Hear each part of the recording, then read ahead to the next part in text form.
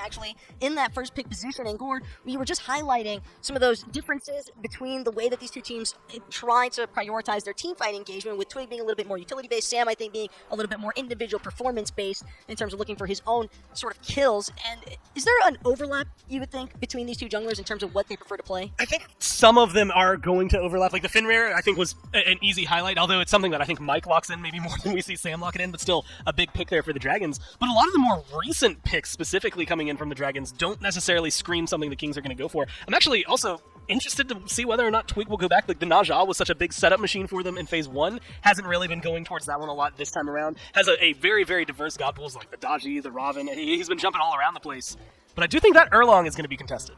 Erlong could potentially be a strong contention point here. Kings as well. Twig has definitely been showing a lot of priority towards the Osiris, and if I had to gauge any sort of similarities between this set and the last one we just saw, Osiris was definitely a top pick priority for the teams, but of course Jade Dragon's actually choosing to ban it to make sure that Twig does not get his staple comfort pick that he's been running around with in Split 2 so far. But interesting ban so far for the Camelot Kings. They're taking away the Artemis, they're taking out the Emojis, the Fenrirs. Gord, does it seem as though there's an emphasis here already in terms of the Kings trying to make sure they get a solid utility teamfight initiation comp? Yeah, and I mean, based on what we saw against the Leviathans, like they love playing the Artemis. I think this recognizes that they're not looking to lock them in first, but they're also forcing these awkward bans from the Dragons. Like, okay, do you want to give us Gilgamesh? Do you want to give us Fafnir? Do you want to give us Tiamat? Like, we're first pick. We get to swing whatever we want our way, so you have to make these awkward choices for yourselves. They're going to be able to, like, Fafnir, Fenrir, Giannis was one of their top threes. Like, they've been focusing on the Odin. They've had a lot of interesting top threes, and that's just this week that they've really been able to open up, and I think it makes the Dragons' job a little more difficult. Someone else that's definitely due for discussion here, though, on the Kings is Genetics. He has certainly been making a name for himself from that support role. Not only that, but he introduces a really cool dynamic to the Kings because there is just so much, I think, interchangeable flexibility between Genetics and Variety, given that they've been doing a lot of this double Guardian composition, kind of frontline heavy play style, so as to let big man teams and the carries in general just sort of flourish. And for the Jade Dragons, Gord, do you feel as though Morgan Le Fay and Terra are good picks at kind of deterring that sort of play style? Now, Morgan Le Fay, like, locked in this early, I'm a little worried about it because, like, that first off, the most successful dive we saw Leviathans versus Morgan Le Fay, the only game she's actually lost this week, was when they grabbed a Fafnir. They also had Gilgamesh. They also had Hachiman and Kukulkan. They had a lot of dive on that one. But Fafnir was the start of that, right? I think it opens up the Dragons to a lot of counter picks and for the Kings to potentially use what was used against them to be able to capitalize on that. But at the same time, she skyrocketed up to an 80% win rate all of a sudden in the last, like, what, 2 sets. So things are looking a little more comfortable for the Dragons. I think I want a little more peel out there for the Morgan, and then everything will be fine. Certainly a lot of setup so far, though, just between that Morgan Le Fay and Terra. Peel, maybe not so much, but certainly guys that are able to get pretty heavily up in the mix. Giannis and On Her as the response to them. Mostly want to kind of pinpoint this Giannis here, Gord, because that's a lot of mobility being introduced that can kind of be fairly effective when trying to disengage from a Terra and Morgan Le Fay. And it's weird. I feel like since Hurry lost the one game on Giannis, like he had a 100% win streak on Giannis for the year, he lost one game, and we haven't seen him go back to it just yet. I don't know if that's necessarily a thing that he's doing consciously as much as it is the team, but to pick up the Terra over their mid lane, or I guess alongside their mid laner, to go for the Morgan Le Fay over the Giannis, I think is speaking wonders of where their mind is at for the Dragons. And it feels like, one, he's going to get a lot of damage. We just saw what Shinto and what Venenu can do on this pick. Hurry's going to be able to give us another master class on it. But I'm still kind of worried. I mean, Giannis is able to get back there pretty easily. He does a lot of damage on her as well. Like, you're going to need your beads, you're going to need your Aegis, and you're going to need your team. And for what it's worth, Big Man Tangs, I think, has also had some pretty strong showings on the Giannis, and just about every single mid lane god that he's opted for in Split 2 so far, in Season 8 in general, really. But one thing I do have to point out, Gord, is the fact that Hurry, being such a well-versed player in the ways of Giannis, do you feel as though that gives him a little bit of or the Jade Dragons as a whole, a little bit of insight and advantages, because Hurry knows exactly what he doesn't want to play into as Giannis. And theoretically, it should also, not just that, open up the conversation for the team, right? Like, we know when we're trying to set up for a Gold Fury where this Giannis wants to position to get, like, this angle on the altar or something like that. You should know, theoretically, better positioning. Where should we stand? How are we going to tackle this? How can we maybe bait him to take a bad decision and block the portals? And that's, I think, the big key. Terra, really, really good at blocking portals away from people. Erlong Shin, he's good at pulling you away from it with the taunt. If they continue this route, I mean, Ymir's still available. That's a big pickup for PBM, and we just saw what Jake can do with that. There's a lot to really control this Giannis and keep him locked away. Erlong can also be a little bit of a nuisance. Same thing for the Terra. When dealing with the likes of a Fafnir, it can be difficult to have a successful Draconic transformation in that Fafnir and really get the full benefits out of that coerce on the team if he's under all the pressure himself, because you need that Fafnir to be alive to kind of facilitate what's going on in those teamfight engagements, Gore. And the Erlong, like you mentioned, mentioned, being a rather contested pick here in this set, but with the Jade Dragons having opted for it in that early 3-pick selection point, do you think that that's kind of putting a damper on the Kings' composition overall so far here, or what do you think the direction is for Twig now? I mean, it's definitely going to shift where Twig goes, and looking, again, he played Raven earlier, that's banned away from him, so that's going to take a little bit of a hit, and his Finrear as well has been taken away from him, but he likes to jump to setup. Again, I've kind of been missing his Najah. Someone asked about Najah the other day on Twitter, and all I've been thinking about was Twig's Najah since then, so maybe that's just on me for some recency bias in terms of when I looked it up. But he's been a lot more over the place, but it does feel, like you said, a little bit of a dampener to the point where I might even say that this is his Kabrak, and I guess it depends on what goes alongside it. We've seen him go to the jungle sometimes. Cherio's not the coach for the Kings. At this point, I guess he's not the coach for anybody in the SPL anymore, but that's something that we used to see him run, so Twig's had a lot of experience against that, and it could be an interesting pickup for them. Not sure if I'd give it an advantage, but it definitely would throw a wrench into things. I think with the recent buffs to Vampiric Shroud, there's probably a little bit more of a discussion in terms of the Kabrakan probably being more intended for variety here in solo. Also, it just adds on to that double frontline opportunity here for the Camelot Kings, but the other concern that I have, Gore, is do you feel like this is enough follow-up for a Kabrakan and Fafnir with the Achilles on her and Giannis? Because whether or not the Achilles Kabrakan is jungle solo or vice versa, I definitely don't see Giannis as that end-all be-all, yes, this is the follow-up burst that I'm looking for, unless you get a really sick through space and time. Yeah, it kind of feels a little disjointed, like maybe putting too much pressure. Like,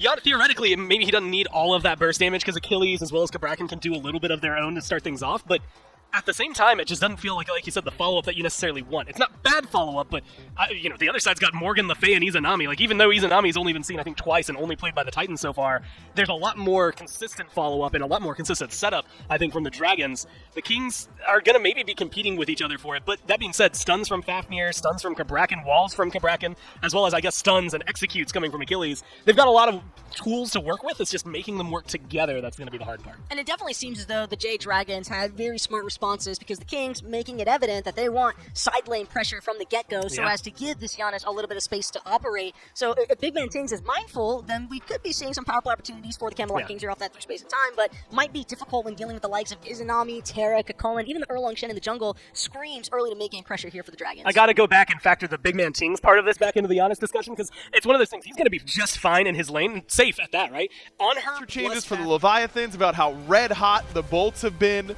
This would be the game of the week in the vast majority of weeks, but we're coming off an incredible set. I think this set has a chance to really match it. These two teams really up there in terms of their potential. Completely agree. Camelot Kings is reflected in their standings, and I think most people would argue Jade Dragons aren't performing up to the standard that we would have expected of them, but already just looking at these team compositions, aggro, I'm liking what I see. It is early game aggression from both sides. I'd almost expected to see this Kabrakan head into the jungle almost as a direct counter to Morgan Le Fay. I mean, what's she going to do to peel Kabrakan at any point this game? Just about nothing. She just prays that maybe PBM can do it for him, but instead, it is going to be variety taking it. Big Man Tings in trouble, has to use the beat, but no. It's too little, too late. First blood for the Jade Dragons as Heroine and Sam forego the wave. Who needs minions? My farm is on that guy. Hey, if Giannis is a great late game god, what's one way to stop it? Let's make sure he doesn't get to that point. Great body blocks from the Jade Dragons. And Big Man Tings, no beads, no chance. He's going to be the target of aggression for the next 2 minutes. And you've got gods like Erlong Shen that can keep him from the wall pretty effectively, just like we saw Sam pull out right there. This Kabrakan pick, I did want to talk about it because I think it is so smart up against what the Jade Dragons have drafted, and that's why I'm so surprised that it wasn't in the jungle, because it's you want it against the god aggression under his belt. Captain Twig in trouble, gets his recall stopped, but not ended up dying for it, as he's on this Achilles in the jungle.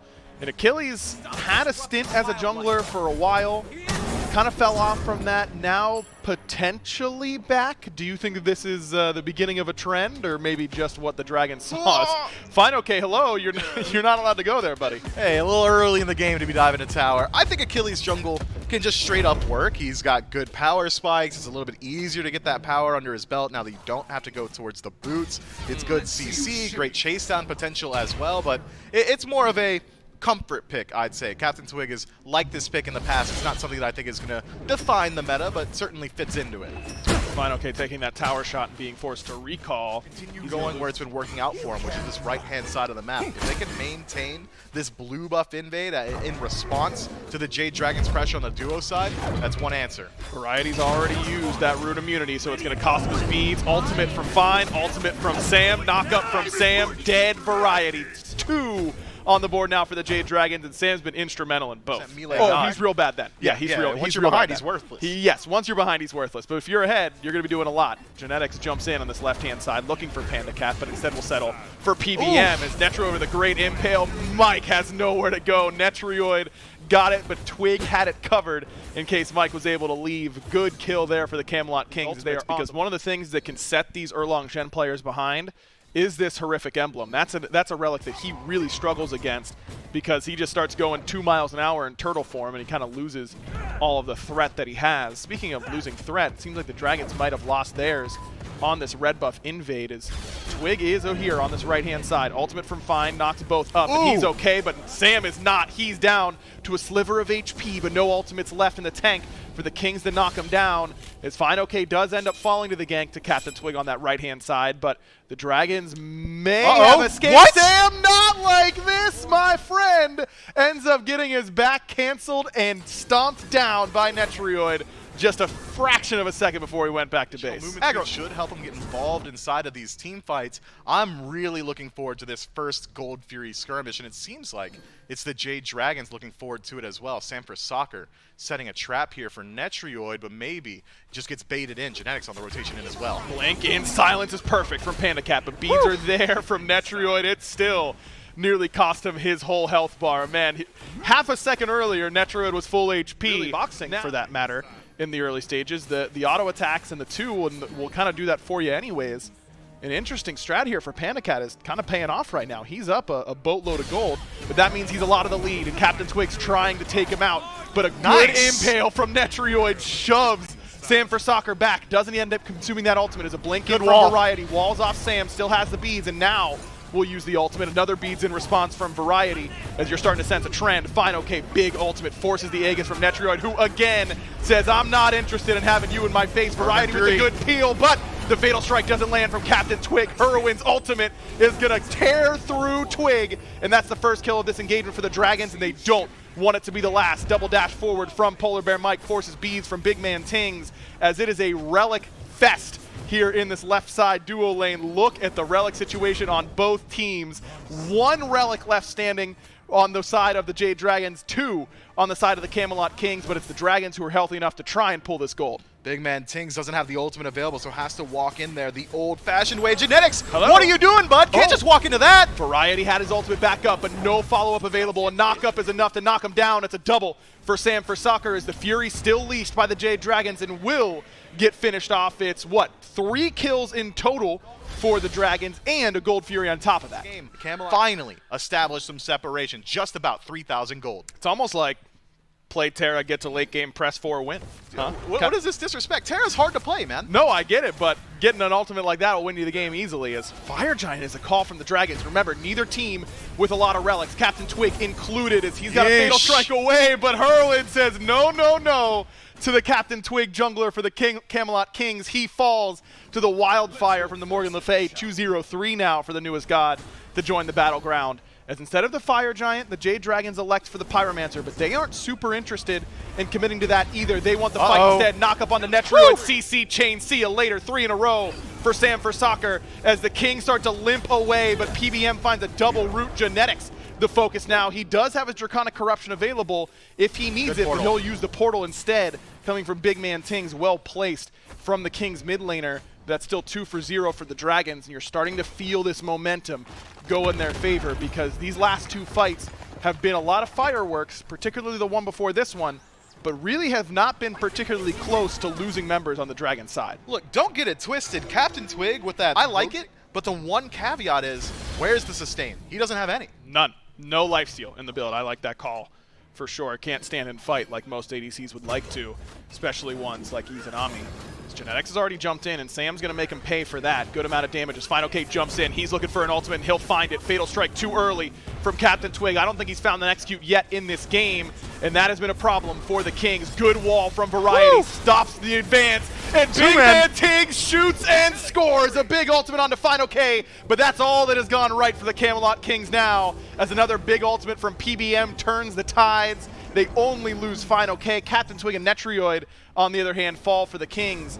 But maybe with that frontliner removed, the Dragons won't be able to pull this Fire Giant with a ton of confidence. They're going to pull it nonetheless, but now they're down one member. That's almost best case scenario for the Camelot Kings. Great wall from Variety, double snipe, and still not enough. Fire Giant down to about 30%. Sam and Panda Cat tanking it up, and Genetics going to jump in and die to the FG. That is not what you're looking for. Sam nearly did the same, but not both Sams dying to the FG. We can't have that. Sam for Soccer will be the survivor. Sam, a.k.a. Genetics. Don't have the most standard AoE mage. Yanis is going to struggle a little bit more so once the game simplifies on Phoenix or Tier 2 defense. So instead, I think it's going to be about that spearhead composition. It was great from Variety, just needs a little bit more damage follow-up, and now that Netrioid is starting to hit his power spikes, maybe he gets involved a little bit more and turns these engagements around.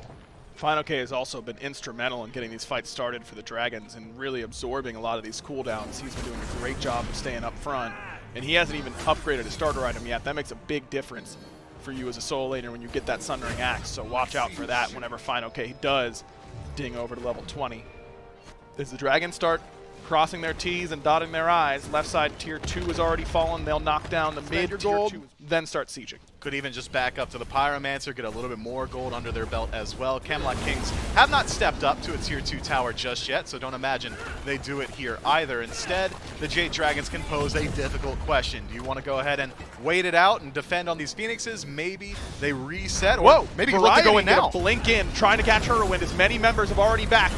And Hurry has been left for the Wolves, but he's going to try and make it happen. That lifesteal looking fantastic. He nearly got Netrioid there, but he will end up falling. Now Twig going to blink in, stun onto Final K. Fine pops the Thorns as a deterrent. Maybe a please don't hit me sort of option. But Big Man still finds the portal. Doesn't want to get too overextended, even with that good damage, because here comes Sam. Blink in, Sunder on top of him. Kings tried to turn around and fire it, and he didn't land it. But he didn't need it because the rest of the damage was there from the King. Sam ends up falling as well. Now it's 2 dead members of the Jade Dragons. Not inside of the jungle quite yet for the Jade Dragons. Now Final K will be the first, but that's the last one you want to be seeing because he's got Magi's. He's going to be able to spot them all out. Magi's procced. Good damage coming from Hurricane over the wall. Sigil Mastery ends up chunking as he has now finished off his Sacrificial Shroud, so even more lifesteal and even more damage for this Morgan Le Fay. And now by trying to set this trap, the Kings have kind of set off their tempo a little bit. They've lost this potential advantage around setting up these wards. It's the Dragons who are going to have the first opportunity in order to get in there and get these wards, and Mike is looking for it. Ultimate expended on a Netrioid. Wow. He hit everyone with that Earth and Fury. Variety just trying to disengage the fight, but Final K is going to knock one up. Make sure that it doesn't still stay that as a good fight for the Jade Dragons, but that cost a lot for the Camelot Kings. 3 ultimates on their side just to try and disengage. Camelot Kings have lost the right to step up to the Fire Giant at this point. They don't have any ground to stand on. Sure has not spawned just yet, but Jade can step up to this Fire Giant instead. Let's push the waves up and left as far as we can, maybe grab a tower, head back to base, and try our hand at a defense. They'll grab the Draugr as a consolation prize, but that's about all they'll get. It is the Jade Dragons with their second Fire Giant in the game now, 27-25. As that objective falls down. We're starting to see full build come through for the vast majority of the Dragons. I don't think they really need to reset too much, and I think they're agreeing. They will not even push up the mid lane, instead immediately trying to pressure out this right side Phoenix, but the Kings have responded in kind. Everyone has returned from their little foray over to the left-hand side.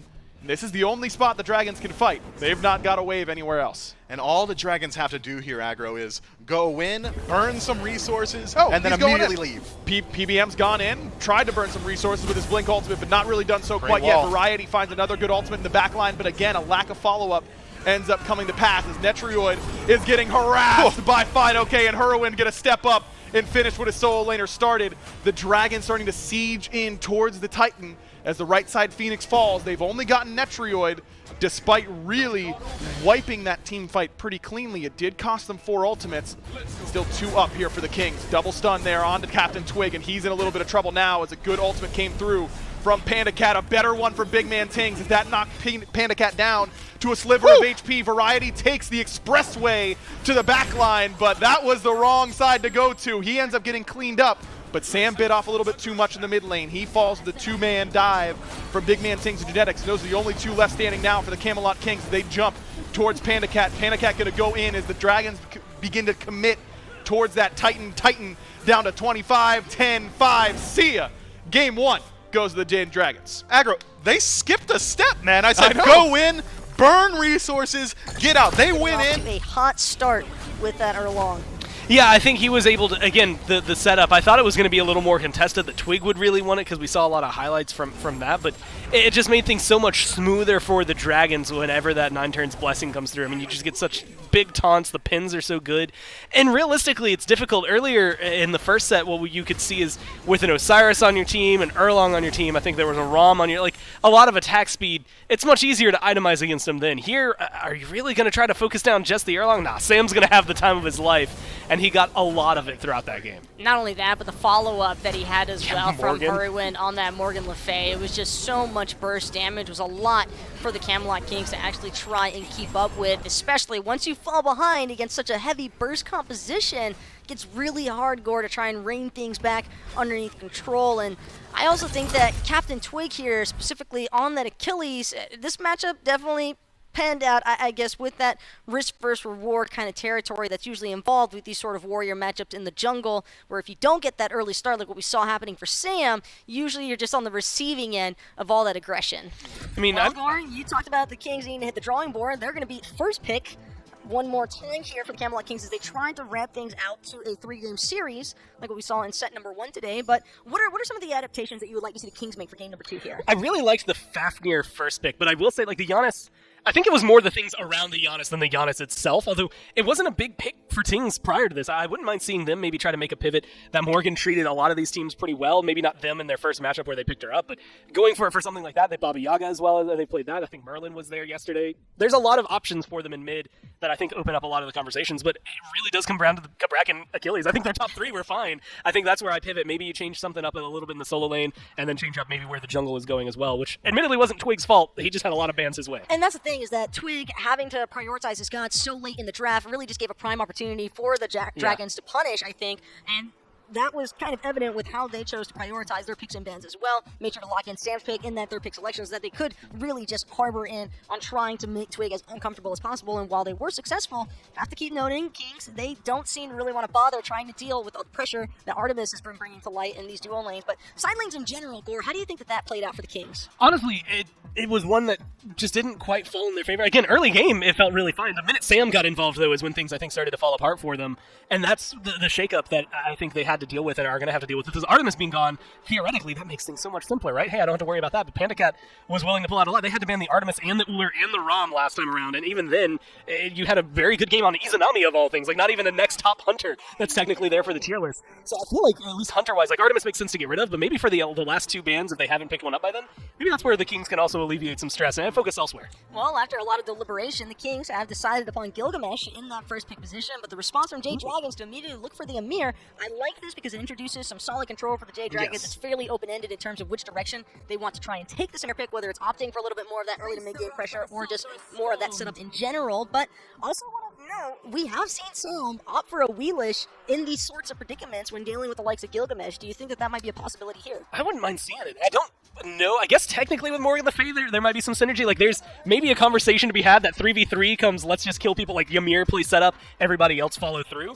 But I like it, like you said, into the Gilgamesh just because it's a good pick for Sam, period. Add in the fact that it's going to give him a little bit of a counter matchup is going to make things a lot nicer for him. And do you think that this is the Kings just feeling comfortable with how well they can actually control and handle Morgan Le Fay, or is it them just kind of accepting a pick your poison sort of ordeal? Do we want the Gilgamesh first pick even if it means giving up the Morgan Le Fay? I think it's one, and I'm actually kind of curious about it because when we saw the Kings first pick Morgan Le Fay, the Leviathans just went, okay, cool, we're going to get a heavy dive draft and make you regret it. And this time around, twice now, the Dragons have picked it up in their top 2. And Gilgamesh fits that a little bit. Raijin has some long-range damage, so they should be able to hit Heroine a little more often. But it's nowhere near the extent that we saw on Friday versus the Kings. And so I want to see them pivot maybe a little bit more towards that, but they've already got what is going to be at least their support, probably their jungler, so solo lane is the big point for him, and the Dragons could easily knock down an Arthur or a couple of picks here. We'll want to bring things back to that range discussion that you just touched on, because Raijin up against the Morgan Le Fay, they both got those distance ultimates like you were just talking about, but do you feel as though the Taiko drums could potentially be a little bit more impactful, or Raijin in general, just because he does have a lot of slows to attribute to the team fight? Dude, Taiko drums are nuts. They're like normally it's just damage, that's already great, but having a fear and a taunt, whether you're peeling for you or your team, or you're trying to pull them back in there, like if I'm looking to pull Hurry into a fight and into an engagement, I think Raijin's going to be my go-to on this. It might be, I don't want to say difficult to hit, Taiko drums are wide and Morgan has no mobility, so theoretically you should be able to lock that down. Granted, you have a Ymir and a Kukulkan to deal with that are theoretically trying to get to you. I said theoretically way too many times in that sentence. They're going to get to you. They're going to chase you down. So I think for Raijin, it's a good ult. It's just the follow-up alongside it. What else can they have outside of Gilgamesh? What are they going to lock in for Netrunner? Well, it seems as though the Jade Dragon's a little bit more preoccupied with worrying about what Variety is trying to actually take for himself in that solo lane. Tyr, Sobek going to join the other bands already opted for by the Jade Dragons here, and it's just evident if we base it off the King's history from what we've seen in recent weeks, Gore, they have definitely been prioritizing a lot of these double Guardian compositions. Do you think that the Kings could still lean towards a Guardian choice here, like the Cabrakan, or do you feel as though they might be better off just kind of trying to shift elsewhere? If they can think of one that can be aggressive, the issue is, and we've seen this with the Sobek specifically, but you get that Guardian over there, they're tanky, they can be the front line that you want, but if there's no follow-up, it doesn't mean anything, right? And I think that's kind of the big problem, is you get this Cabrakan, he's over there, he's able to get in there, he set things up, and it doesn't matter, he's not going to be able to do it all on his own, versus the Warriors, which still can't do it all on their own, but they at least do a little more on their own. They're going to make you regret it. If you're like, I can hear mid laners and hunters everywhere saying, oh, they can't do it all, oh, they're 100-0ing me enough. They're able to kill you off, they're able to chase you down, and at least win maybe some of those 1v1s. But I think a lot of this, if you go to a Guardian, you better be able to dive. You better be able to get to that Morgan Le Fay, because that's the Sobek, the Tyr, everything that has been stripped away from you was to take that away. Well, Gore, you mentioned regrets. Do you think that there might be some regrets for Sam here on that? I have to assume that it's Nike Jungle at this point. Could potentially be wrong, but would have to lean a little bit more towards the Kukulkan in that solo role for fine. Okay, just makes a little bit more sense in terms of actually having that box aggression to deal with Variety, and seems as though it could be either or with the Cerberus and the Terra. Leaning a little bit, I think, towards the Terra solo as opposed to the Cerberus, but again, really either direction here. But Sunder has just been such a huge dominating factor here in the league here, and when you're Nike, yes, she can have an okay matchup with the Gilgamesh, but do you feel as though the Kings could maybe just look to try and turn and burn Sam at all corners? Probably. It's one of those ones that, just as a matchup-wise, or just in general as a god, Nike is so hit or miss. Sometimes she just seems to absolutely take over. And I think what you said is perfect. Are you going for the Sunder early on to try and burn Sam down? Are you going for a Heavenly because you know that those slows are going to be oppressive? And then where are they? Is it, one on Nike, or not Nike, one over there on the Cerberus in the solo lane for Variety, and then one over there for the Terra as well? Are you going two Sunders? Which one of them is going to try and pick up these counters? How often are you engaging specifically this Nike? Or are you just hoping that Sam doesn't get off to a good start and then maybe level 12 is going to be your day? I don't know. It's going to be fun to watch how they handle it, but also difficult to handle nonetheless. There's a lot of answers to the Nike. They just got to get it right. And it seems that the Jade Dragons have some responses of their own as far as what the Kings have actually taken for their full composition. Chiron going to be the last lock-in pick here for the Jade Dragons, and this pick could be really interesting for Panicat. He could have a huge set here, Gore, just because when you look at a lot of the crowd control for the Camelot Kings, it is a ton of just that single target burst, aside from the counter initiation. So I feel like with the cleanses that Chiron's able to provide off that training exercise, it could be difficult for the likes of a Rom, for the likes of a Raijin to actually survive when the front line's able to actually just fully stick and commit. And we know, like, Pandacat was playing this Chiron kind of slightly before everyone else picked him up, although it was in the same week. He was maybe just the first one we saw do it. You up pretty well for that, but yeah. Mannequin Scepter, interesting selection. Not often we see an auto-attack Nike, and with that Mace pickup as well, wouldn't be surprised if, with Mannequins already, goes towards the Crusher inside of that first slot. Could be. This is an interesting pick, and it is the highlight of this match, I'd say, but maybe more so the Camelot Kings showing a little bit of gumption here. Oh, you think you could just play Morgan Le Fay? You think you can just lock her in whenever you want? Let's draft 5 die this time around. Netroid from the air, and the rest of them just going to W key you the old-fashioned way. Yeah, but you got a staunch front line here potentially, as Sam is already getting involved in the mid lane, but a blink in from Captain Twig after the fact is going to get the beads from Heroine, so well worth Captain Twig's blink. Of course, Morgan Le Fay, not exactly the most mobile character. Level 2, level 5, level 20, doesn't really matter. She's not really getting out of the way too easily as Pandacat tries to get out of the way of Genetics combo. This Chiron pickup is an interesting one for me, Miff. I'm just closer afterwards. Like, you feel like you've got a good kill potential in that lane if you're Panda Cat. We'll see if that comes to pass. As back to the Morgan Le Fay goes Whirlwind, near the top of the player damage charts last game, made it look pretty darn good despite all that dive coming from the Kings. Really the only misstep was when he was abandoned, everyone else had backed before he could get his off. PBM gets stunned, he's in some trouble. Nice double freeze, but Twig is here, and the body block is perfect from this Monolith. Genetics makes it happen, but it's Twig that gets the first blood. Just trying to defend his purple buff. Poor PBM. Hurrywin starts his rotation in, gets caught out by big man Ting's great aggression early on from the Camelot Kings. And Genetics looks at PBM, says, look, man, Terra, I can do it too, and he's certainly doing it already. He's already doing it. Hurrywin, no beads, dash in, stun. Oh not my there, God! But the body block is, somebody stop this man. Genetics has killed 2 people, has gotten credit for neither, but it's been entirely because of his using the geometry. And now Sam for Soccer's angry about it. Blink in from Mike as well. Fear entirely is used on those Taiko drums, and the wall gives Genetics a taste of his own medicine. A nice stun onto Sam, but Genetics has got nowhere to go. Finally, someone puts an end to the madness that is the Genetics Terra. Kings are going to have to whittle through if they want to win out inside of these fights. I'm excited to see where the Jade Dragons try and establish some of their pressure, because it's not going to be in mid aggro. No way you want to play around your Le Fay until like level 15. Variety steps up to try and seal away the Scorpion, and he does not do so. He will pick up 2, and Twig is here with that Winds of Shamash, but he knows that this is a scary fight for him. Sam's got to get the ultimate off, and he does just in time, but then he gets rooted by the end of that ultimate. Hurrywin get a waltz in. Variety not in the right part. Twig? Now Twig just really hungry for those kills, because he had Genetics and Tings on the way, but they were too far to help him. It's a double kill. Pestilence already done for Fine OK. So you've got one there. Brawlers is the expected pickup here for Sam. Maybe it's just going to be Ankh for Mike. We'll have to wait and see. I don't know. Ankh probably feels fine on Ymir in this matchup, as Genetics got aggressive and now is regretting his decision and instantly pops the ultimate. Twig gonna go in with him. Ultimate is good on the Genetics, and Sam's gonna claim him as Panda Cat is rotated early as well. Netrioid has joined the fray, but Twig is in the midst of 4, and he's not wearing a Dragon's jersey anymore. Not like last year, as big man Tings has to use the beats. Netrioid up and Sam for Soccer down. That's simple for the Camelot Kings Hunter, but now he's out of mana, and Panda Cat is going to slow him down, forces the beads. Tings cleaned up by Fine OK, and Netrioid cleaned up by Panda Cat. 7 in total now for the Jade Dragons, and Variety walks into a blood-littered street not knowing what happened to his team. Man, that's visceral. Yo, calm down, Agri. You got me feeling some kind of way. It's hard to argue against the statistics, and, well, they're leaning in their favor. 1,500 gold, 7-3, 10 minutes in, as many kills as we've had minutes, and the scaling is only going to get worse. Gold Fury's pulled, but it's by the Kings, as the rest of the Dragons a little slow to reset. Mike and Panda Cat, the only ones local. They haven't reset either. Dragons have gotten the Pyromancer, which makes me think they're just trading this one off, and they will. But Mike might get traded at the same time. Pick up from the Stygian Torment, and that should spell the end for the support for the Jade Dragons. Big man Tings gets credit. 2-1-1 now for the Pyromancer already dead. Primal Fury not respawning for a couple of minutes here either. So even if they do find a pick this deep, it's just about the invade. We've pressed stream again for Panda Cat, as Genetics about to dive his tower, but wave is nearly already gone. He gets his dash interrupted, and an ultimate comes out from Genetics as well. Stun is good, or I thought it was, but it actually wasn't. Now Netrioid's going to be in some trouble, but it's Genetics who will survive that last tower shot. But here comes Hurrywin on the cleanup crew. He's got to make it happen now, and he will. Wildfire, Dragonflight, see you later to both members of the duo lane, and Captain Twig has seen enough. No mas, please, sir, as Hurrywin and PBM going to try and chase him down. Blink is already down for Captain Twig.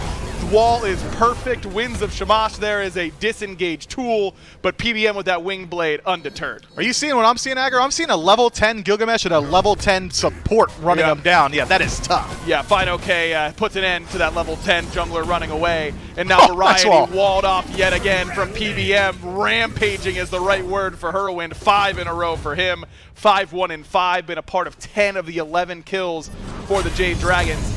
And this Morgan Le Fay performance is making her look awfully good. Guys, pretty quickly inside of these. And it is going to be a bead selection here from Captain Twig. Just getting a little bit more survivability. Not going to help out a lot inside of the team fight, but sometimes you got to be a little bit selfish as a jungler. Primal Fury 66%. Remember, the Dragons no, have Genetics. the lead as Genetics has to blink Huge. in. He gets a good ultimate for it. Variety onto Hurwin as he is the focus. Snipes from Netrioid going his way as well, but Hurry is slicing and dicing his way through the front line. Oh, Variety has to run. Genetics is already dead, and a blink forward from PBM is going to cause trouble for Variety. That slow didn't land, but the freeze certainly will. Knock up after the fact, but it's not quite enough damage, and Netrioid's putting out good deeps Twig? on that front line as Twig jumps in. Double stun off the drop kick, and if he wasn't so far behind, that would have been dope. But here we are, and they're both still Variety! alive. Variety nearly killed Oh, no. Panda, not quite frozen. Sam down to 1 HP. Okay. And he will fall, but that's the only one it looks like the Dragons are going to lose. They're still so low. The Jade Dragons can't go to the Fury here. Aggro, big man Tings at full HP is enough threat on board to stop them from going for that neutral objective. But noticing a trend here in these team fights, Hurrywin doesn't have any threat on him. Not a single person has dove onto Hurrywin with purpose. He's been hit, but not really with the intent to kill. I mean, they tried. They Rom sniped him. They Terra ulted him. They like one-shot hit. blinked him. What? Now they're Raijin jumping him. But Hurrywin's like, dog, are you sure? Yeah, P-Cat's over here. Are you sure? Because this is my purple buff, and my boys are here, and yours are not. Big man Tings gets a little aggressive, to say the least. And he'll pay for it. Primal Fury, a foregone conclusion now for the Dragons. They're up 10 kills. Talking about the dive not being effective for the Camelot Kings, and certainly that is true because of how far behind they are, but at the same time, the Dragons being able to create space with this front line and the lead that they've got also has been a factor. Bro, where is Mike getting all this farm? Level 14 on the Ymir, only 1 level down on his own jungler, 1 level down on the enemy jungler. He's so tanky at this point and so mobile with a Relic Dagger that really he can just engage anytime. Jump in from Sam, pushes Captain Twig back, and that's going to force Twig's ultimate. Hurrywin's ultimate used as well as Panda Cat going to spread the damage out across the entire team. Genetics gets a good ultimate off as a dying wish. But I don't think anyone's going to be able to pop any of those stones as they just walk to Fire Giant, as you said, and start it up. But it's not free quite yet. Big Man and Netrioid still have their ultimates. No front line here to help them out. They've got to try and just make a play if they want to get in there, and Mike does not seem interested in letting this happen. Yeah, I'm just going to simply walk at you, and then I'm going to simply wall you off, and then you will simply die to my jungler. Third kill for Sam for Soccer. And PBM is just moving, dude. No one's stopping him. Bro, that was the most sup loser play I've ever seen. Oh, you think you're stealing this, Fire Giant? Yeah, tough luck, buddy. Jump over a wall, I dare you. PBM is breakdancing inside of this one. Variety, Netrioid, Genetics. Well, your work's cut out for you. Best of luck. Nice wall. For a moment, and then it goes down. Oh, and it's the gone. Phoenix now in trouble, down below half HP. And the Dragons haven't even stopped their breath quite yet. They've still been pushing. They've got a ton of golden hand, I imagine, after how many fights they've won back-to-back. And Variety's going to blink forward. He's going to try and just give a last-ditch effort. Big He ult! gets a fat ult, and no one is there to help him out. Genetics now walled off and dead. Yeah, okay. By Panda Cat. 7-1-7 for the ADC for the Jade Dragons as they are cruising right now in Game 2. Man, Camelot Kings got to be thinking themselves, thank God for these towers. They would have gone for the Phoenix right here, but fortunately for the Order side, they've maintained their tier 1s up until this point. I don't think they're going to last too much longer as the Jade Dragons just continue barreling down the map. And what's Captain Twig doing? Well, he's a little bit late to the party, but finally starting to get some farm. Invades the red buff, invades the purple buff, and I think it's the right decision to make. There's no world where this Gilgamesh is changing anything on these tier 2 towers. Mike is walking through this map like he's a max level character in an MMO, it's like where the newbies He's spawn. smurfing! Yeah, he's literally just smurfing through he's just walking through, kill Dude, that Twig guy, your oom! kill that guy, Captain Twig, kill this guy, where's Twig gonna go? I mean, he's got Blink, and he'll use it, and now Panda Cat will ult to make sure that he doesn't just die to the tower, slow him down as well. Twig, nowhere to go. This will be 21, of course, for the Jade Dragons. We all have to chase this? Yeah, well, what else are they going to do? They want to go push a tower? Well, they got him back. They still haven't backed this Oh, whole you're time. right. Yeah, I forgot. They got money to spend. 5% of the time I win those. Let's put it that way. You know what? That's crazy that you lose 5% of those, honestly. Yeah, well, I get real unlucky. I mainly hit go live before I start my Smite games. That might be a contributing factor. Yeah, that could end up contributing to that for sure. As the Jade Dragons really just taking their sweet time playing with the food a little bit now, just making sure that there Are are they no even? towers left standing. I mean, they're not killing the Titan quite yet. Yeah, the Titan's still alive. As far as I'm concerned, they're acting with mercy at this point because they could just walk in there at this point. Mercy kill them, guys. Come on. We'll see if they do so now. 23 seconds left on this Fire Giant. Heroin might be gifting a little bit over. He's going to use both relics in response to being all the way in the front. One more? Metroid's got it. He doesn't, but that should be the end of the siege here for the Dragons. Define these engagements so far, but that isn't going to continue to be the case. So you only hit level 20 once, and well, you only hit level 14 once as well, and he is sitting there at level 14 right now. 0-6-3 for the Terra. So let's see how the Jade Dragons approach this one. Seems like they want the fight, and this is what we were worried about. Big wall. Wall, but this time Genetics slips through. A little bit of poke damage on a Panda Cat and PBM. Did he slip through? He did slip through, indeed he did. It looks hurt to me. So, well, that was after the fact. Captain Twig has to jump over the wall. But this is the strategy for the Dragons. Wait for Mike to find a wall, rinse, repeat. Now they're going to pull the Fire Giant. Magi's burned off a fine okay, so he's going to have to play a little bit more intelligently around the engage. And we got to look at Netroid's damage. It's good, but Netroid being left alone like this is concerning to me. The Blink backline. in from Sam. He's found Genetics, and Genetics is already gone. But Captain Twig's going to jump in now. His Panda Cat is low, and Nice. Netroid will get him, but Twig has been erased from the map. Fine okay, 2v1 on the backline. Thorns doing some good work, forces the Aegis, as Variety trying to do the same to the Dragon's backline, and he's going to be able to escape momentarily. Blink, freeze, beads slow. are good, but I don't think they're going to be quite good enough for Variety. He is dead to rights. PBM notches number 24 for the Jade Dragons, as they've lost Panda Cat, which does significantly hamper their spot siege. okay back, but that's all that they do. You want them to win that fight if it is going to be a true 2v1, and well, Fine OK plays it safe, plays it from a range, and burns off every single one of the defensive relics from Netroid. Sure, the Camelot Kings find a priority target, but at a very great cost. 28 minutes now as we get closer and closer to this enhanced Fire Giant. Maybe they just wait for it. At this point, they might. Look at where Genetics and Big Man Tings are going. They're going to go to the red buff. I don't think the Dragons know quite yet. Actually, they do have a ward near there, I believe, actually. Maybe that was a ward on the other side. It was. But it looks like the contest is now gone from the Camelot Kings. Relics end up being too big of a factor as they will not poke their head in this time. Instead, they'll give it up, trade the tier 2 on the left-hand side, and allow the Jade Dragons to secure their second Fire Giant of the game. I love this play from the Camelot Kings. They know they can't contest the Fire Giant, so instead, strip the jungle, back up, get the Draugr, which is going to help you out on your own defense, and pick up the Primal Fury as well. Whoa. I don't love this play, though. Panda Wait. Cat. Oh, okay. Okay, he just killed Okay. him. And Mike was on the way, but Panda Cat pulled the trigger way too early. He was relicless, and that will make the difference. Twig will get soloed by Mike from that position. Of course, he was about half HP. So a 1-for-1, but it's Panda Cat who dies with Fire Giant. That's a huge play for the Kings. And it's their hunter, so the siege just got a lot worse. Twig, I'm sorry I said anything. I thought you just lost that fight. Stick around in that fight a little bit longer. That's one of the downsides of this build from Panda Cat. It's just that cowl affording him a little bit of sustain. It's not that Aussie. It's not Devo's glove like it was in Season 7. Has to be a little bit choosier with his fights. Panda Cat has respawned now, but of course without the Fire Giant buff, he's making his way downtown. Walking fast. Faces past. Faces past. Paces fast, Ryan. Come on. It's okay, buddy. I wouldn't have called Vanessa you on it. Carlton would never say something so stupid as that. Ridiculous. Draugr buff is active here for the Camelot King, so this Phoenix a little bit harder to take down, and that matters when Panda Cat doesn't have Fire Giant, but Genetics isn't feeling any better for it. Sundered already. Tycho Drums is up, and this will not do enough for the Camelot Kings. A big ultimate already down on their side. Genetics has Blink. Might be looking for it, but it's fine. Okay, in first. He finds 3 with the knockup, but he's getting eaten alive by Netroid, and he'll get the kill.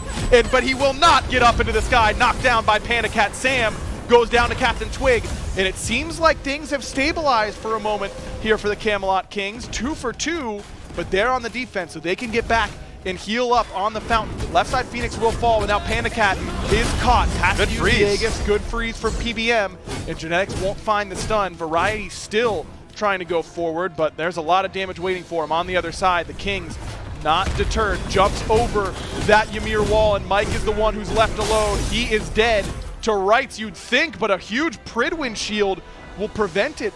I thought Mike had no shot at getting out, but it turns out being a level 20 Guardian matters quite a bit. That is a beefy Frost Giant. Yeah, Winged Blade does a lot of work for him here. The Ghastly Breath only serves to make Mike faster and stronger. Walks out of that one easily for the Jade Dragons mid laner. Maybe I got a bone to pick with Reddit. I don't think this guy's the problem. I don't think so either. But, you know, that's how it goes sometimes. Panicat, hello. Opens the fight with Centaurus, and he hits Netrioid down below half HP, and Genetics has nowhere to go. Herwin's going to get that kill. Now Variety has been knocked up by Sam for Soccer. He won't be able to do anything else. But Genetics is out of the fight, and Netrioid's got to limp back to base. Panicat just said, hey, we're fighting now, guys. Get in here. And the Jade Dragons got in there. Just a great slow from that Centaurus ultimate. Genetics tries his best to peel out for Netrioid, and you know what? Does exactly what I want to see from my supports, man. You better be dying for Netrioid 33 minutes into this game, and well, Genetics at level 17 at least has the fallback of knowing he's got the lowest cooldown on his respawn on his side of the map, so Camelot Kings can at least rely on him to help out on the defense in about 15 seconds. Captain Twig goes over and solos out that Oni Fury. That will be pretty helpful in staving off these fire minions on the left-hand side. It's fine. Okay, into the Nook he goes. Jumped in, and that's going to cost him his ultimate as he opens the door for Sam momentarily. Remember, it does take some time to open when those sides Phoenixes are down, or up rather, but now that it's down, it opens right away for Fine OK as the right side Phoenix melted quickly. Turns out having your ADC alive with a Fire Giant buff helps on your Siege. Especially when it's enhanced, but the Camelot Kings are taking a fight deep in the map. They're not playing inside their own Phoenix. They want to fight Again, here. Genetics is looking for Fine OK, but it's PBM in the front line. And Twig, where did he go? He didn't even get a chance to use the ultimate. Variety picks up a couple and gets a set of beads, but it's a wall again from PBM. Jump is good, but what an ultimate coming from big man Ting. Sam for Soccer got knocked down, still with his ultimate available as well. Junglers forgot their 4 key tonight, I guess, as a good root coming from Genetics. Gets both backliners, and all of a sudden, it's looking like a good fight for the Camelot Kings. Are you kidding me? A D-aside and a quadra kill for Netrioid, and that might be game, Mifflin. I think it is. The Camelot Kings waltz out of their base, and they take the fight, and they win it. Captain Twig just dies and is like, all right, guys, GG, sorry I lost us the set. Not the case. Netrioid comes up big for the Camelot Kings and are now able to start to work their way into the base of the Jade Dragons. And nearest respawn, 20 seconds. GG. Maybe if you're lucky, the Winions are feeling good today, but I don't think they're going to win that base race. You know what? After that left side Phoenix defense, I was thinking it only takes one fight from here. The respawns are long enough that the Camelot Kings lost every single fight in that game. Every single one they lost. That's the one that is really the key and the crucial detail for them. I think early on, yeah, you get a good first blood. I think that was like one of the few moments where they have like 6 kills for a majority of this game. I mean, they were able to pick up certain things, but the Dragons ran away with a majority of this game. And all it comes down to is sometimes well, hey, you know, a simple quadra kill, Taco. Come on, hey, you just pick one up easily, right? And that quadra kill, though, largely credited to the fact of great frontline setup. Yes. And I think that was the real difference maker here between the Kings and the Jade Dragons, having that Terra Earthen Fury. We genuinely just jumped 20 minutes in highlights, by the way. And that's pretty much, that should say enough here, Gore, because the Jade Dragons, when it came down to it, those base sieges just felt so difficult for them to actually feel comfortable completely tackling because they had a lot of respect, I think, for big man teams on that Ryzen. They had a lot of respect for Netrioid and that ROM late game shred, but this really is just a prime example of just because it looks like you're winning, now they find themselves in a game 3 position, and for the picks and bans, it's actually going to be the Kings taking first pick here. But for the Jade Dragons, Gore, what kind of mentality do you think is kind of breaking through the team right now? Because, again, when you have that big of a lead, but yet you still don't feel like you can completely control the outcome of the match, kind of says a lot. I like to think that they lost that fight and they went, huh, I guess we're going to have to just do it back in game 3, right? Like, ideally, that's the mental where you just bounce back to it. But like you said, you're in such a lead, you're like, oh, we're winning this. Losing those tends to hit a little harder, doesn't seem to affect Mike at all. He's lounging, he's absolutely relaxing here. But I do feel like it's definitely going to get to you. I wonder if they change things up a little bit, though, specifically in the jungle. The Nike worked out pretty well for them for a majority of the game, so theoretically you don't have to change anything, but maybe they could move some pieces around for themselves and make it a much stronger attack. I think for the Dragons, something that they should try and consider throughout this Game 3 composition maybe is if you're going to try and prioritize the early to mid game, you've got to make sure that you're actually giving yourself options to actually seal the deal on things. And it just felt like that Nike sort of failed in comparison to the likes of the Cerberus, Terra. But again, it's tough, I think, for a Nike to kind of work through that space because it's just a really solid front line from the Camelot Kings. And I do like this switch up already for the Jade Dragons, taking the Fafnir here for Polar Bear Mike. I think that that's a great aggressive acquisition here. And when you combine it alongside that of the Morgan Le Fay, definitely a lot of setup just between those two characters alone. You know, if it had been Morgan Le Fay and not the Morgan in the very first game today, we would have had a Morgan Le Fay in every single game so far. I guess the Morgan is close enough, at least in namesake, to be able to go.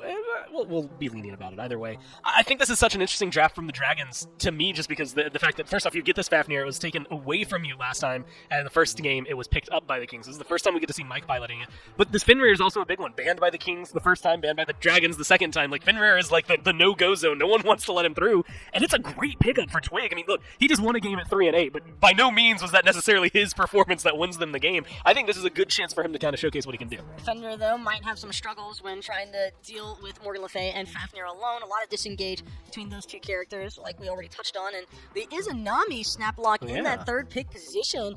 Really early pick up here for Pandacat. Not usually one to, I think, pretty much just establish, hey, I don't care what happened. Like, I know for a fact that this god can definitely run it. And he has been having a lot of success with the Izanami.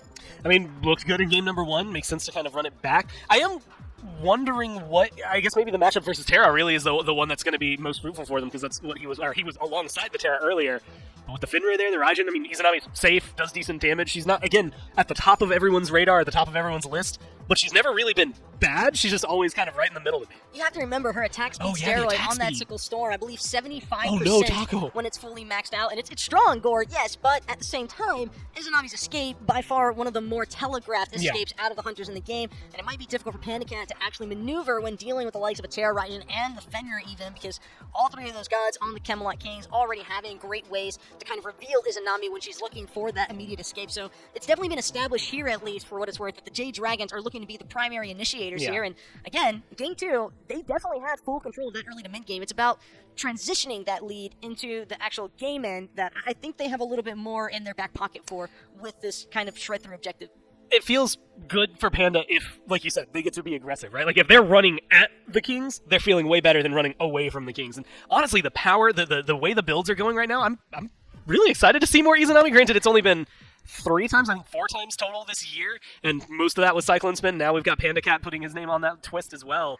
And I think this is a draft that is going to be able to make it look good, too. Well, Jade Dragons do get Sam's Mercury. Have to remember, though, that Odin is still up for grabs here for the Camelot Kings if they want to try and look for an immediate kind of counter engagement for that Sonic Boom. Also, Odin, I think that cage would provide a lot of problems here for the Jade Dragons, and they're looking for that immediate collapse in a team fight scenario, and just gives a great corralling for Terra. A lot of AoE presence that could be supplemented in here for the Camelot Kings. Granted, that's not, I'm gassing up the Odin, but it's not a guarantee by any means. Just, he's definitely been a little bit of a flavor of the weak pick. Yeah, I think he's one that is good to be able to lock them down, synergize as well, I think, with the Fenrir and the Anhur in the ways that Odin can in that sense, but it'd also be a good aggressive pick to go up against them. Hey, shots called, you hit them all the way with the Anhur as well. This feels, I think, similar to the first draft the Kings locked in, but just better in everything it was trying to do. Like, Cabrakan versus Odin just feels like it's going to be better. Anhur comes back, but you get the Raijin over the Giannis, feels better. And of course, you get that Fenrir there instead of the Achilles, something you like to see. And you know what? I was 100%, I thought nothing but great. You look Fafnir, you see Morgan Le Fay, you see Izanami, you see Mercury. Those top 4 scream really good for the Dragons, Taco, and I'll just let you have it from there. Zhongli in that 5th pick position. I have a definite hunch that this isn't going to be for mid lane intentions. I actually think that this might be finer. Yes, this feels like a blocking the Zhongli pick here, and have to remember, Zhongli, while he can provide a lot of burst damage in that Recall Demons, and even off the card alone, I think, dealing a decent chunk of damage, it's going to take some time to ramp this Zhongli up and get him to that relevant damage dealing phase. So I'm maybe anticipating some early game rotations here out of Final K. I think that's probably going to be the only way that he can really utilize a lot of that Zhongli pressure early on, and maybe try to look for early force outs of that Odin cage so as to give Sam a little bit more space to work in. And you have to think about it. Technically, Zhonghui's on a win streak right now. I mean, he came through, he was massively losing everything that he possibly could have, every single game he showed up in. And while the streak is not large, it's one. He won a single game against a very disheveled Scarabs is the word I'm going to use for it. He won that game, and admittedly kind of barely so at that. I think this is going to be I've got concerns, Aggro, for this draft, and it's not just Mifflin hates Sean Quay, he's going to do his thing. Mifflin's concerned about the ability of this Jade Dragons draft to peel for Hurrywin on Morgan Le Fay. I mean, is it going to be Zhong Kui just creating space? And if that's the case, I think it's a binary scale. If this game goes in the late game at anywhere near even in a team fight, if Recall Demons doesn't leave 3 people on this grayscale from Camelot Kings, how do they win a team fight after that? I agree with you, and that's why I think I'm going a different direction here for the Jade Dragons. I don't think they're going to try to peel at all. I'm looking at this composition as a composition that might just go in. Izanami, dash in. Morgan Le Fay, go in. Sanford Soccer going in on Captain Twig right now. Fear comes in at the perfect time, and Dragonflight is right there. Twig gets 2v1 on the right side, first blood for the Dragon. We're talking about a lot of her survivability coming from the ability to knock you up. Odin has knock-up immunity in the kit. Lifesteal, Odin has Ring in order to stop that. So I love that pick here for the Kings, and picking it late instead of these early Odin picks, which always irks me. This late Odin pick really allowing the Jade Dragons to pick themselves into a corner where they somewhat have. I mean, Zhong Kui got picked after the Odin, but the Mercury, that's not a pick that really likes to see an Odin cage on the other side either.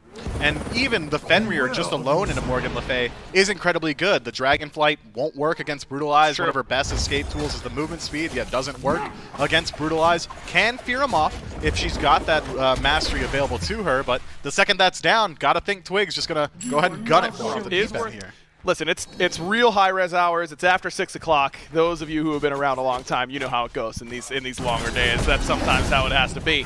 Sam was looking for a gank for Netrioid, but didn't find it. Greater Scorpion, Twig blinks in, jumps in, and is now looking for Sam for Soccer. He'll pick him up. That'll get the beads, and that seems to be all Twig wanted, but I don't think that's all Twig's going to get, because now it's a big He got hit by the wall! He got blocked off by Genetics' wall, but it doesn't matter because Twig still ends up falling. Now Genetics has no dashes. Beads expended from Big Man Tings, but he's at a sliver of HP. Portal open underneath, and that opens up and gobbles up the mid laner. 3 for 0 for the Jade Dragons, and all of a sudden it's a 3,000 gold lead. And the Camelot Kings got him exactly where they want him, Aggro. This is exactly what happened last time around, and they were able to turn it around in the 4th quarter. Camelot Kings are able to at least secure the red buff thanks to the efforts of Netroid, forced to use that Desert Fury, which means not available to contest this Gold Fury. And there was a ward on that red, so Dragons might know if they were paying attention to the animation. Gold getting lower. Pillar ends up falling. Dragons get the Gold Fury very, very close. A good hammer from PBM ends up being well timed, and that is the first objective of the game. Is Captain Twig lurking? He might be looking for a play as we see this great ultimate, or block rather, from Genetics on that Sonic Boom. Oh, it was a 3! That is nasty. That is so nasty, but let's check this out. Sam for Soccer now toast in his jungle. Genetics ends up getting that kill, but it was the pressure coming from Captain Twig that made it happen. That's a mental crusher as Big Man Tings jumps into the tower, and Twig around the backside might be able to chase this one out, but instead going to go ahead and reset it. PBM a little bit too tanky. Now up to about 2,500, at least getting that return kill on the back end puts things a little bit more in their favor. Sam goes in mid, almost blocked again, but this time not good enough as Tings is going to dash away. Good damage coming, and now they got to change their focus to Genetics. PBM still marching through the tier 1 tower as Made You Look is the finishing blow. And here comes Fine OK on the Zhong Kui, forces out the Ragnarok, and Variety nowhere to be seen, and that will be another kill. Dragons are in a good position. Well said, my friend. We are back, right back into it. Sam now 1-1-4. And finding this rage so early on means he's going to have plenty of opportunities to get stacks. Already involved in 5 of the 5 kills for Jade Dragons. Sam for Soccer in a very good spot. And he's not looking for kills, he's looking for objectives. As Twig has fallen behind again in this game, down 2 levels. Sam getting low, already down to half HP. He's going to dash away. Ragnarok picks him up, but he's got the beads right away. Big Man's in a great position and nowhere for Sam to go. He's toast. Big Man gets the credit for the kill, and a good cage comes from Variety as well. Hurrywin has to use the beads, and his ultimate's already gone. Dragonflight not good enough to peel this time around as Variety finds another. It's a 2 for 0, in favor of the Camelot Kings. You want to talk about a costly objective. And we haven't really looked at the long lane too much because there hasn't been much action over there, but PandaCat quietly acquires himself a 2-level lead already without inside benevolence. of the long lane, and no benevolence this time around. Dark Portal used, but Hammer already off the mark from Mike, so Genetics has time to shake and bake a little bit here, but Captain Twig is just getting crushed by Sam. Blink cage means Sam's got nowhere to go. He is dead before the cage can fall, but here comes Fine OK, blinking in. The great Jonquino looking for the damage in the back line, but maybe a little bit too little magic in that act. Is Captain Twig going to pick him up and bring him back? Feed's already down. Underneath the tier 2 he goes, and Netrioid's auto comes out right in time. He was about to get spit on by the Jonqui. It looks like he's spitting with the 2 animation. That's what I was going with there. As it's that 2 looks like for spit 0. to you. A little bit, yeah. He winds up and wow! That's how right you there spit. at it. Mifflin, there's action going on. It's a stun onto Variety, another stun after the fear coming from Heroin, but the front line Odin a little bit too strong. 1-0-3 for Variety, and so far, for my money, he's been the difference maker. He really, his ability to shred objectives that just give him 10 seconds and this Oni Fury will be removed. Especially with Mike right there with him, even without a Frenzy, which is an option for him now that he's at 12. It's probably a decision between that and the Phantom we've been discussing. It's Fine OK, doesn't have a lot of damage in the build quite yet. He's working towards it next, but doesn't have it completed. It's Winged Blade 3rd for him to contend with some of these slows. Watch out for Big Man Tinks in this fight. Level 15, he's 2 levels up on Heroin, despite the great start for Hurry, where he started 2-0-2. Genetics down to about 60% HP. There's the Hammer and Sunder onto Big Man Tinks. That's the big cage, but no follow-up quite yet. This time, Sam is not locked in. It is only Fine OK. And the fact that the Kings just lost a Blink Cage is a big deal, and the Dragons are not pushing it. Okay, now they are. We got it, boys. Get out. We got it. They're done. They won't do it now. Now back to the Oni Fury we go. It is already below half. Blink in from Genetics and Twig at the exact same time as Heroin is the focus. They pick him up. He gets put down because the beams, and his ultimate is doing pretty good work on that front line. Tycho Drums not getting enough for Big Man Tinks. This time around, and a Sonic Boom right on top of Netrioid, but Net turned it around with that Desert Fury, and now Sam is limping back as Genetics might be able to find him. No blink for the Terra means that Sam will escape, as will Variety. A close fight, razor's edge to say the least, but it doesn't end up resulting in blood on either side. And makes it out with 10% HP over the red buff wall and is not chased whatsoever. That could have been an opportunity for the Jade Dragons to fold back into their own backline and try and chase out Variety, find that pick. Instead, they commit themselves to the engagement. Sam for Soccer goes deep on a Netrioid and regrets it. Sam ends up leashing the Pyromancer, and Variety steals it away. Don't think that spear will reach, and no blink for Variety, but Harry just walks in, says, thanks for the leash on this Pyro, I'll be taking that, and does exactly that. Another objective goes the way of the Kings. And you know what? Fine OK and this Jonqui is doing a ton of damage, top of the charts right now at 8,700, but he's just not bringing that same level of pressure that Variety is. I think the Jade Dragons would have done well to have something to disrupt this backline. Has not worked quite yet, but Fine still working towards that damage. Big Cage is right, and the Heroin is locked in. Good Aegis, though, and he's still standing for the moment. Twig actually has to go to a different direction because PandaCat is shredding him, but speaking of getting shredded, Fine OK is in tatters on the front line. It's Variety who ended up getting the last hit. Sam's ultimate did not find a home this time around, and it's a 1-for-0 for the Camelot Kings. Neither character who got caged got killed, but it was Fine OK going in all alone. They got shredded by the Kings. Fine OK died for the sins of Hurrywin, and Sanford Soccer says, look, you might have caged him, but you're not getting through me. And, well, they didn't. They just took him down to the grave first. And Variety's doing what he's been doing all game, man. He's just standing wherever he wants. This time around, though, PandaCat lets him know it's not that easy. PandaCat's starting to hurt, and that is the difference here for the Dragons. The dive has been onto Hurrywin. Panda wasn't in a position earlier to punish. He might be now. Variety has Blink, and Cage is nearly up. It's up and immediately onto Hurrywin, and Hurrywin's all alone this time around. He's going to fall to the damage from Big Man Tings, and Sam for Soccer is between 3 different walls that were put up, 2 by the Terra, 1 by the 2,000 gold down. I think the Camelot Kings have all the momentum here. Agreed. All the momentum on their side, and they're feeling it as well. They head to the Oni Fury. When was the last time the Kings lost a skirmish? It's been a minute, 20 minutes. In the game clock as Oni Fury down, falls now below 25%. Hammer isn't there to secure, and the Kings will secure the Oni Fury. Variety looking to contest with PandaCat, but Panda ends up dashing away. He doesn't you can kind of just walk away from him and he doesn't put enough threat onto you, but at least he lives a little bit longer. It's really just that pick in mid that is a problem, or in solo I should say, as we tune in to the mid lane. Captain Twig forced the beads from Hurriwind with use of that Ragnarok ultimate. So now, Hurry, no beads. You know where Variety's looking anyways. Look at this, the King starting up the Fire Giant, still down about 2,000 gold, and Final K's in great position right now. Has Blink and ultimate up and available. Sam's coming out of base, and it's Final K who's been caged. Double autoing his way out, and indeed he will. Big engage now, as Final K did not take enough damage, and the last tick of that Recall Demons will kill Captain Twig. Sunder on the genetics, as Polar Bear Mike is going to transform. Sam trying to decide if he can join this fight with that Sonic Boom, but it looks like it might be heading back towards this Fire Giant is the call for the Jade Dragons. And they've got so much consistent damage output already in Dragon Stance. Coerce, gonna hit the entirety of the team.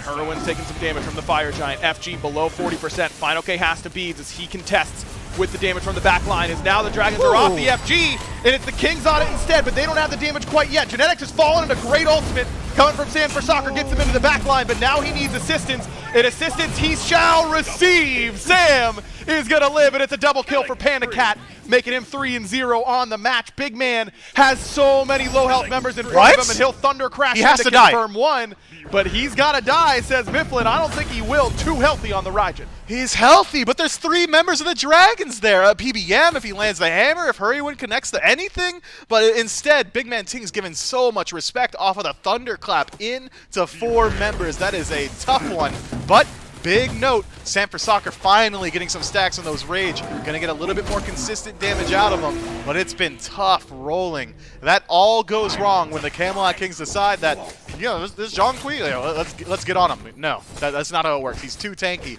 We were talking about it earlier. Yep. Doesn't have enough damage to put threat on the board, but the threat there is just standing nearby is enough to make a mistake for the Camelot Kings.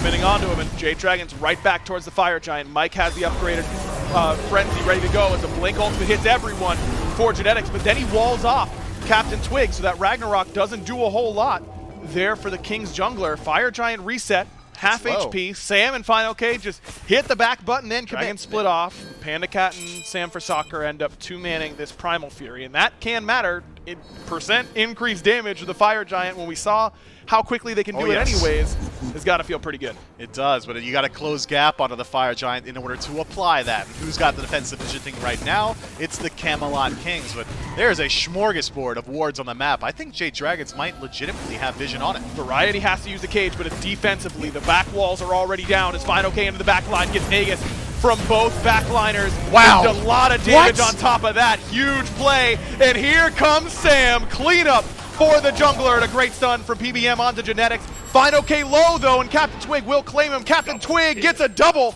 as he finds Sam for Soccer. It's 2 for 2, and Twig does end up getting taken out, but now it's PBM in an upgraded dragon form, and Izanami and a Morgan Le Fay still standing for the Jade Dragons. Yeah, Genetics hasn't gone back to base just yet. This is a tier 2 tower that should go down pretty easily here for the Jade Dragons, who've got their minions starting to work their way in now as well. And that's all thanks to the phenomenal positioning from Final K, who just walks into the back line of the Camelot Kings, finds a couple of carries, and nobody even looked at him. I mean, nobody even tried to stop him from dealing his damage. They just hit that S key, start to walk back towards their own side of the base. Well, Recall Demons is pretty easy to channel when you're just walking down the opposition. I mean, you're never going to get a better value ultimate from a John Queen than that. How about this?